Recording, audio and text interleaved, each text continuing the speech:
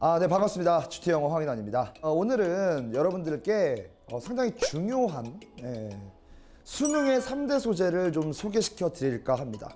수능이나 모의고사나 기본적으로 많이 출제되는 소재들이 있는데요. 여러분들은 그것을 알아두실 필요가 있습니다. 이유가 뭐냐면 기본적으로 해석의 의존도 그리고 단어의 의존도를 제가 버려야 한다라고 매일매일 여러분들에게 말씀을 드리고 있잖아요. 단어의 의존도와 해석의 의존도를 버리려면 어떻게 해야 되느냐?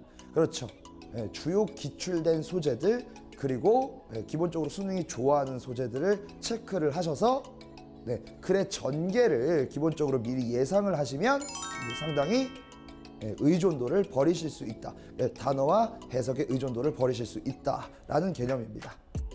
이해가 되시죠? 자, 오늘 상당히 중요한 시간이기 때문에 여러분들 꼭 필기도 좀 해주시고요. 꼭꼭 기억을 좀 해주셨으면 좋겠습니다. 가볼게요.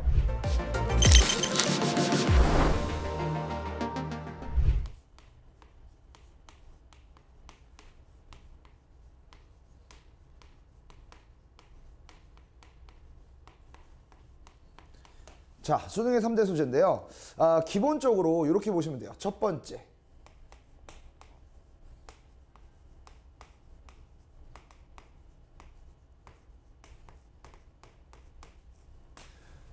sustainability라고 되어 있죠. 한글말로 풀이하면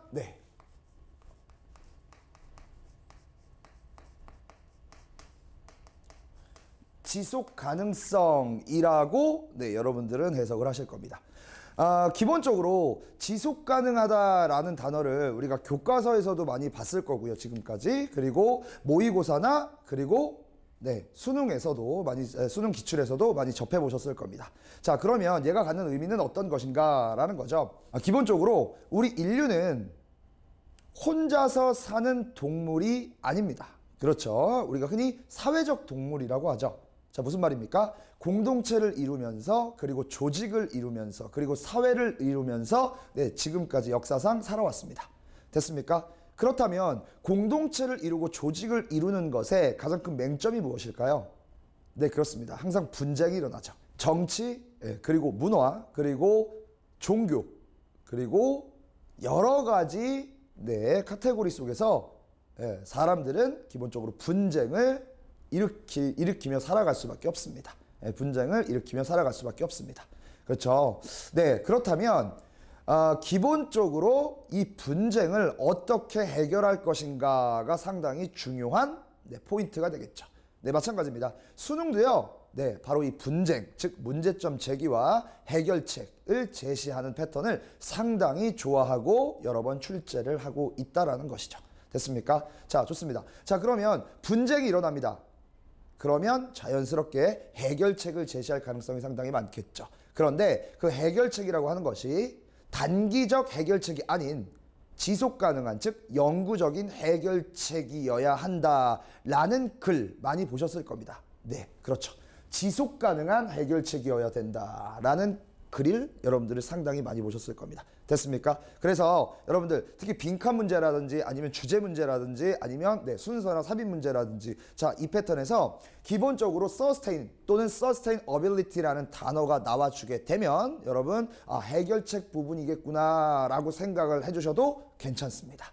그래서 자연스럽게 빈칸 추론 문제라면 빈칸 추론 자체에 빈칸 문장 자체에 sustain이라는 sustain 또는 sustainability라는 단어가 여러분들 나와 있는 기본적인 선택지를 찍으셔도 나름 괜찮은 선택이다 라고 보시면 될 것 같습니다. 그리고 또 한 가지요. 주로 어디?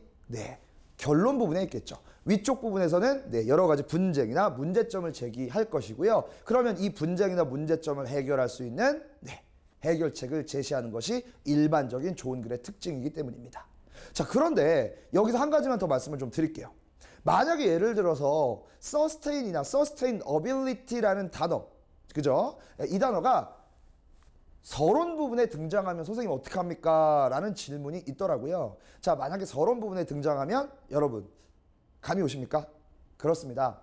완전 무결한 상태 그리고 최고의 상태를 먼저 제시한 뒤 본론과 결론은 그렇죠. 분쟁이나 문제점을 제기합니다. 자, 무슨 말일까요? 이 완벽한 상태, 이 최고의 상태를 무너뜨리는 바로 그 문제점들이 어떤 것이 있는 것인가, 분쟁들이 어떤 것이 있는 것인가 라는 것을 소개한다라는 거죠. 네, 이해가 되시죠? 네, 그래서 기본적으로 sustainability라는 단어는 상당히 중요한 단어고 해결책일 가능성이 높다라는 개념입니다. 네, 여기까지 이해되시죠? 네, 두 번째 가보도록 할게요. 자, 두 번째요.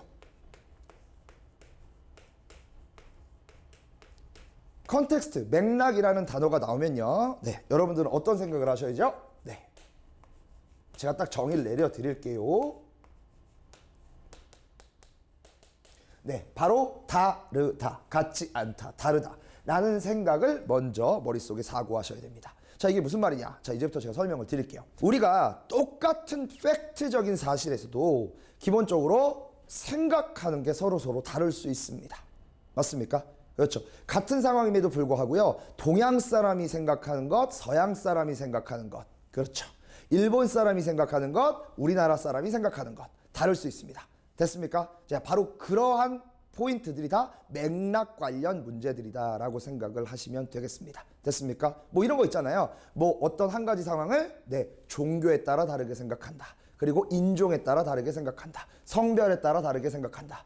상당히 많이 출제되는 포인트다라는 것을 여러분들도 잘 알고 계실 겁니다. 맥락 관련된 문제요. 됐습니까? 네, 상당히 중요한 포인트다라고 생각을 하시면 되고, 자연스럽게 여기서 한 가지만 조금 더 나가면요. 자, 이렇게 보시면 돼요.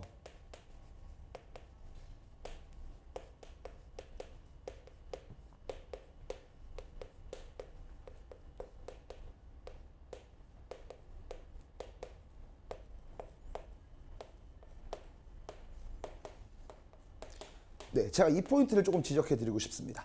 자, 자연스럽게 한 가지 팩트를 가지고 다르게 생각하고 다른 결과가 나온다라고 하는 것은 기본적으로 좋아요. 기본적으로 어떻게 해야 되죠? 그렇죠. 증명을 해보여야 됩니다. 맞습니까? 그렇기 때문에 실험이나 조사나 연구가 포함되어 있는 지문을 이용해서 바로 이 같은 것도 다르게 생각하고 다른 결과가 나온다라는 것을 수능은 기본적으로 많이 출제하고 있습니다.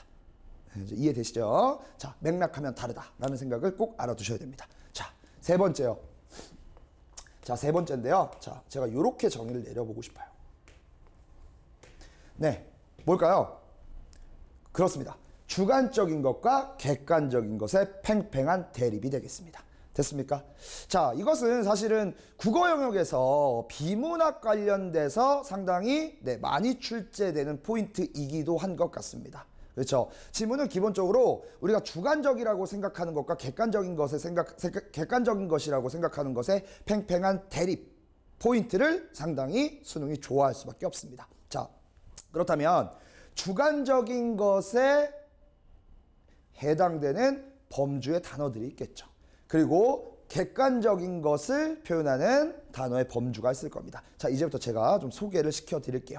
자, 제가 지금 소개를 시켜드리는 이유는 간단해요. 수능의 3대 소재, 바로 이것으로 우리는 해석과 단어의 의존도를 버리자라는 개념에서 선생님이 기본적으로 단어의 범주들을 좀 소개시켜 드리도록 하겠습니다. 이 단어가 나오면 주관적인 것과 객관적인 것의 대립이구나 라고 생각을 해주시면 될 것 같아요. 객관적인 것을 대표하는 단어 범주부터 제가 소개를 조금 드릴게요. 일단 기본적으로 객관적이라고 하는 것은 변화가 되지 않고 불변이다 라고 생각을 해주시면 될 것 같고요. 자, 그리고 주관적인 것은 서로 다르기 때문에 변화가 가능하다라는 범주일 겁니다. 됐습니까? 자, 시작해 볼게. 일단 객관적인 겁니다. 자, 그래서 객관적, 그리고 과학적, 자, 그리고 실험적, 그리고 지금 제가 쓸 단어가 상당히 중요한데요. 바로 이성적, 그리고 논리적. 이런 단어들의 범주입니다. 됐습니까? 조금 더 해볼까요? 자, 또 어떤 거? 또 어떤 거? 자, 우리가 변화시킬 수 없는 거잖아요. 그래서 선천적. 그리고 이 단어가 좀 많이 나오죠. 유전적. 우리가 유전적인 것을 변화시킬 수는 없잖아요. 됐습니까? 자, 그리고 뭐 DNA 이런 단어들이요. 됐습니까? 우리가 DNA를 변화시킬 수는 일반적으로는 없으니까요. 됐습니까? 자, 이런 단어들의 범주가 있을 겁니다. 됐습니까? 자, 그런데 이제는 뭐 그렇죠. 주관적인 것을 살펴보도록 하겠습니다. 됐습니까? 자, 그렇다면 변화가 가능하다는 거잖아요. 뭐죠? 네, 내놓고 이제 주관적, 비과학적. 그렇죠? 자, 그리고 네, 이성적인 것의 반대가 뭐죠? 그렇죠. 감성적. 그리고 느낌적. 그리고 네, 이 단어 써줘야죠. 후천적. 그리고 상당히 중요한 단어. 네, 문화마다 다르다. 문화적. 또 교육적. 교육받는 것에 따라 다르다. 됐습니까? 네, 이런 범주의 단어들이 있을 수밖에 없게 되는 겁니다.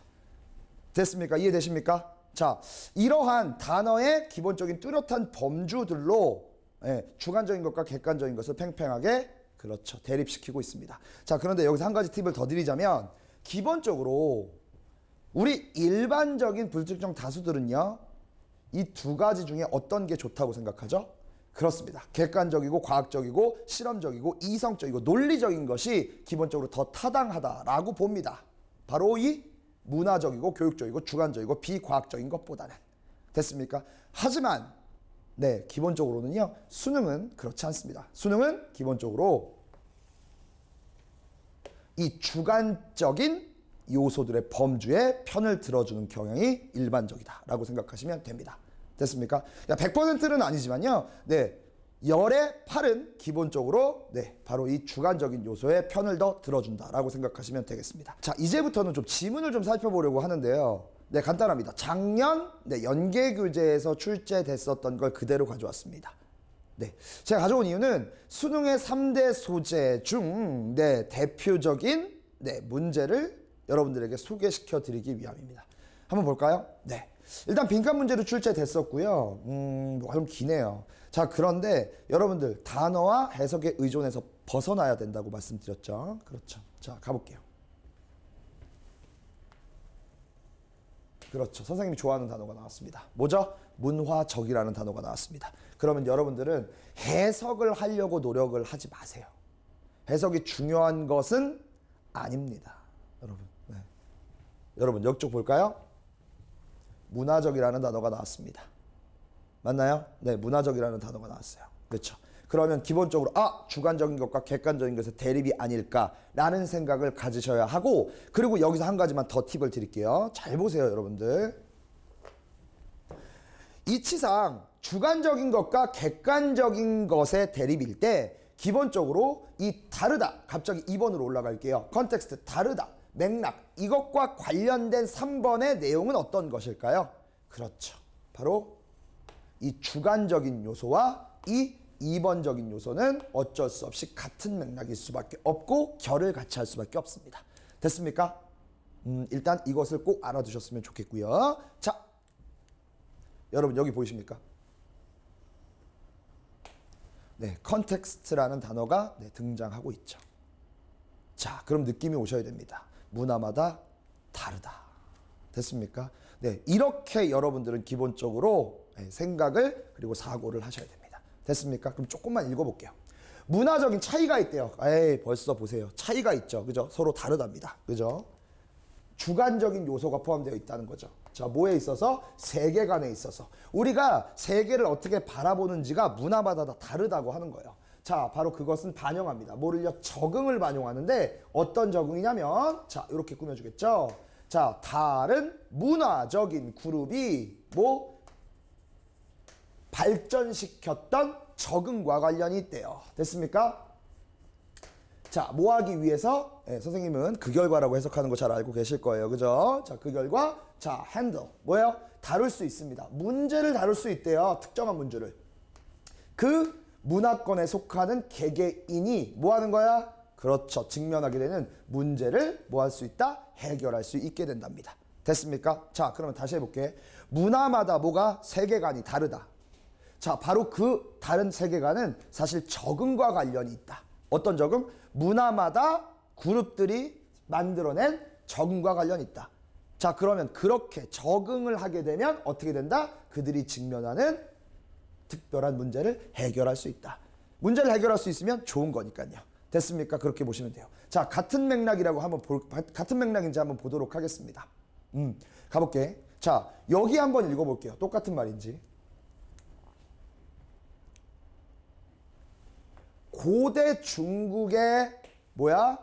civilization, 문명은 뭐? 농업을 기초로 했습니다. 컴마 위치. 그리고 그것은 증진시킬 것이었대요. 뭘요? 시각적인 강조를 증진시켜. 뭐? 더 대단한? 그렇구나. 자연의 맥락을요. 이해되냐? 네, 됐습니까? 그렇구나. 자연을 조금 더 뭐했다? 강조하는 문명이 바로 보다 고대 차이나 문명이었고요. 그리고 반대로 보다 그렇죠. 그리스요. 그리스 얘기 나오죠. 반면에 그리스는 뭐다? 제한합니다. 그리스 경제는 뭐겠습니까? 뭐를 기초로 했어? 바로 이 헌팅, 그리고 피싱, 그리고 무역을 기본으로 했답니다. 자연스럽게 뭐다? 그렇죠. 문화마다 다른 경제 수단을 지니고 있었다라는 거죠. 결국은 문화마다 다르다. 문화마다 다르다에 관련된 지문이 되겠습니다. 여기까지는 이해되세요? 네, 아주 일반적인 지문이고요. 이번 3월, 그리고 6월, 그리고 9월, 그리고 수능에서도 충분히 등장할 수 있는 수능이 대표하는 소재다라고 생각하시면 되겠습니다. 됐습니까? 네, 이렇게 좀 잠깐 보시고요. 자, 이번에는요, 또 다른 지문을 하나 가져왔습니다. 예, 마찬가지로 작년 연계 교재였습니다. 자, 살펴볼게요. 도대체 이건 수능의 3대 소재와 어떤 관련이 있을까? 자, 한번 볼까요? 처음부터 뭐다? 대조가 나왔네요. 됐습니까? 과학이라고 하는 것은 과학? 기본적으로 눈이 어디로 가야 됩니까? 그렇죠. 이쪽으로 가야죠. 과학 어디 있습니까? 그렇죠. 이 범주에 들어가네요. 어디? 그렇죠. 객관적인 것을 대표하는 범주의 단어가 되겠습니다. 여기까지 이해되시죠? 자, 가볼게. 과학이라는 것은 믿습니다. 어떻게요? 객관적인 나오죠. 됐습니까? 객관적인 것을 대표한다라고 믿어지지만 사실은 있잖아. 반대말 나와야 되겠죠. 대조가 나왔으니까. 과학 역사가인 바로 이 사람은 뭐 했습니까? 지적한다. 뭐라고 이하라고 지적을 하는데 과학적인 뭐가? 팩터가. 됐습니까? 사실은 아이고 이 단어 상당히 좋아하는 수능이 좋아하는 단어죠. 뭐? be embedded in 무슨 뜻이야? 쏙 박혀 있다. 새겨져 있어. 얘랑 뗄 수가 없습니다. 됐습니까? 박혀져서. 뭐랑 박혀져 있냐면 문화적인 관행과 패러다임 속에 갇혀져 있다. 걸렸네요. 문화적이요. 됐습니까? 사실은 우리가 일반적으로 생각하는 통념적으로 생각하는 이 과학적인 것은 어디? 객관적인 요소에 들어간다 라는 통념을 완전히 반박하는 처음 서론 부분이 되는 겁니다. 됐습니까? 뭐다? 그렇죠. 주관적인 것에 편을 들고 있습니다. 과학적인 것은 일반적인 사람들이 어떻게 생각한다? 그렇죠. 객관적인 요소다. 변할 수 없다라고 생각하지만 사실은 뭐예요? 그렇죠. 주관적인 요소를 품고 있다라는 겁니다. 자, 한 문장만 더 읽어볼까요? 자, 여기요. 나온 문장. 과학이라고 하는 것은 뭐한다? 작동합니다. 어디 안에서? 맥락 안에서. 그렇죠. 다르다. 문화의 맥락이래요. 뭐야? 문화마다 다르다고요. 사실은 뭐야? 불변이 아니다라는 거죠. 자, 그것이 존재하고 있는 문화의 맥락 안에서. 그리고 그것은 반대로 존재하지 않아요. 얘들아, 백큐움 하면 뭐죠? 그렇죠. 진공 상태입니다.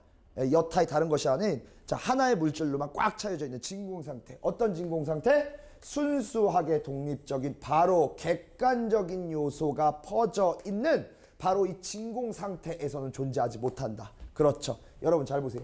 객관적인 것에는 존재하지 못한다고 했으니까 그렇죠. 존재하겠죠. 뭐? 주관적인 것에는 존재를 하겠죠. 왜? 선생님한테 배운 플러스는 뭐랑 똑같으니까? 마이너스와 똑같으니까. 무슨 얘기인지 아시겠죠? 그러니까 이런 식으로 마저 떨어지는 겁니다. 자, 누구의 편을 들어주고 있습니까? 그렇죠. 누가 봐도 객관적인 것이라고 생각하는 바로 이 과학을 사실은 주관적인 요소가 없었다면 발전할 수 없다라는 글이 될 겁니다. 됐습니까? 비슷한 맥락으로요. 이러한 소재가 한번 나온 적이 있는데 제가 소개만 시켜드릴게요. 자, 기본적으로 과학이라고 하는 것은 객관적인 것이다. 그리고 뭐 반대로 주관적인 것을 상당히 무시하는 경향이 있다라는 지문이 있었습니다. 하지만 바로 역접이 등장한 뒤 어떻게?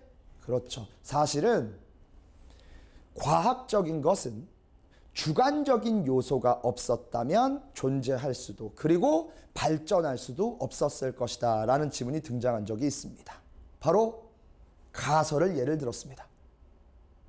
여러분들 가설을 모르시는 분은 없을 거예요. 우리가 실험 보고서도 초등학교 때 써봤으니까. 그렇죠. 가설은요, 사람마다 다 다르게 쓸 수 있는 것이 가설입니다. 그리고 그리고 가설의 기본은 잘 아시죠? 상상력에서 시작됩니다. 즉 주관적인 것에서 시작이 되는 것이죠. 자, 누가 봐도 객관적인 것이라고 생각했었던 그 과학에 있어서 주관적인 요소, 즉 가설이라는 부분이 없다면 존재할 수도 그리고 발전할 수도 없었던 것이 바로 과학이다라는 지문이 나왔습니다. 대표적인 수능의 3대 소재가 되겠죠. 주관적인 것과 객관적인 것의 팽팽한 대립. 그리고 누구 편을 들어준다? 오히려 주관적인 것의 편을 들어준다 라는 지문이었습니다. 여기까지 이해되십니까? 네, 좋습니다. 제가 짧게 2개의 지문을 좀 소개를 시켜드렸습니다만 요번에 나올 3월 모의고사 그리고 6월 모의고사 그리고 9월 그리고 수능까지요. 이 수능의 3대 소재는 여러분들이 반드시 머릿속에 꽉 새겨두셔야 될 것 같습니다. 그렇죠. 네, be embedded in 하셨으면 좋겠습니다. 네, 그러면 여러분들 단어의 의존도 그리고 해석의 의존도에서 조금은 벗어나실 수 있습니다. 네, 많은 도움이 되셨으면 좋겠습니다. 그렇죠. GT 영어 황인환이었습니다. 감사합니다.